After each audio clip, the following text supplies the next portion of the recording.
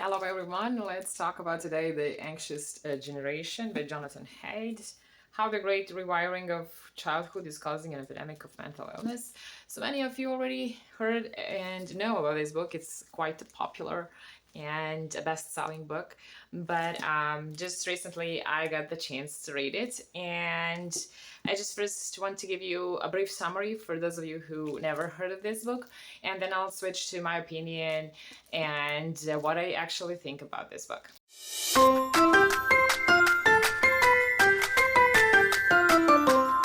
In this book, the author just highlights the increased mental illness among preteens and teens.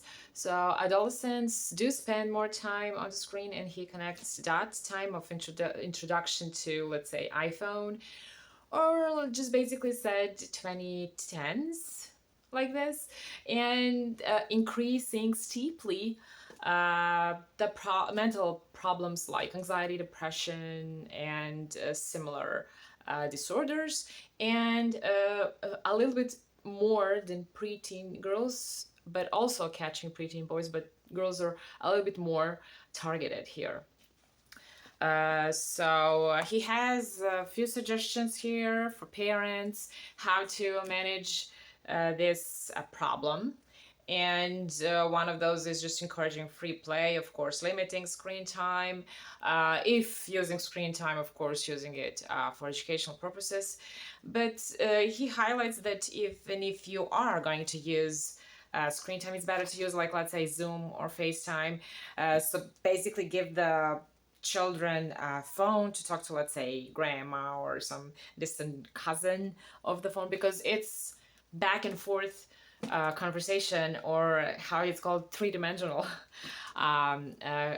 conversation, play, and everything included is better than just one way they, let's say, consuming some programs offered online. Let me just quickly share my opinion regarding his advice to parents, because I'm a parent and I have kid in every age group he described, and I can tell you that what he is recommending is not easily doable.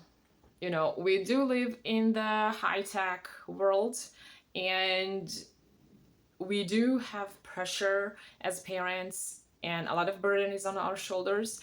So it's expected that our kids excel at school, academically, go to extracurricular activities.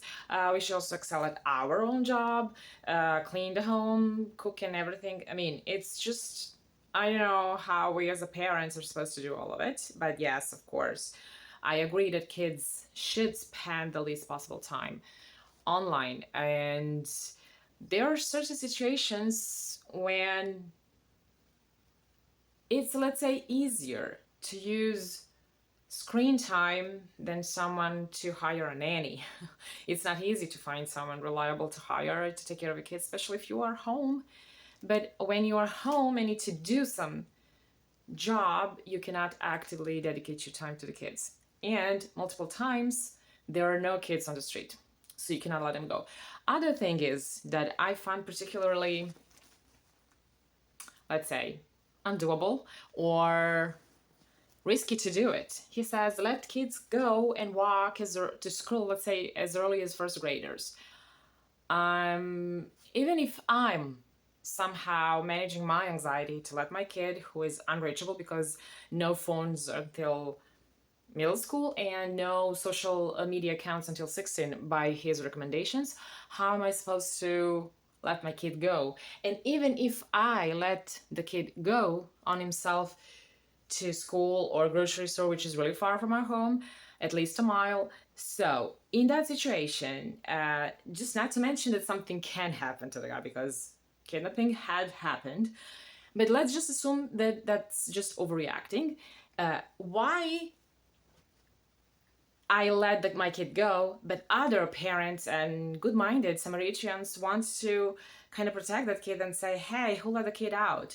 So this is litigation country. Someone can sue me because I let my, let's say, 7 or 8-year-old kid go by itself around in the streets. Or just some survey, author surveyed some parents who said, No unsupervised kid playing in the front yard of their own home before you're 10.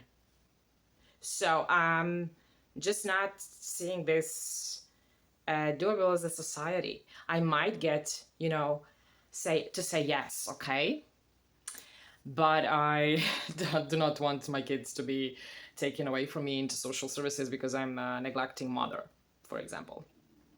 That's one problem that I have.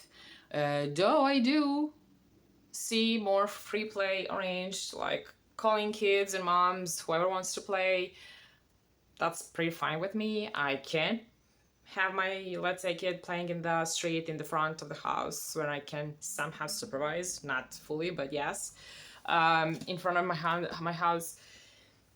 But let's say letting my 8 years old going to the park or the grocery store, not gonna happen.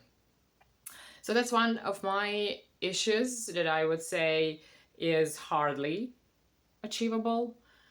But if we all as a collective change our minds and just start letting our kids roam free or freer, I'm all in, yeah, definitely. So there are lots of recommendations for parents here in this book, as well as problems. So probably, as always, you will realize that first part is always dedicated to the problems and explanation what a problem exactly is. And that another part is just a solution, how you can tackle that problem. If you read this book, also comment and share your opinions with me down in the comments. And who didn't read this book, it's definitely one of the books that marked this few years. So you really want to read this book, and also comment below how did you like it, and I'll see you in the next video.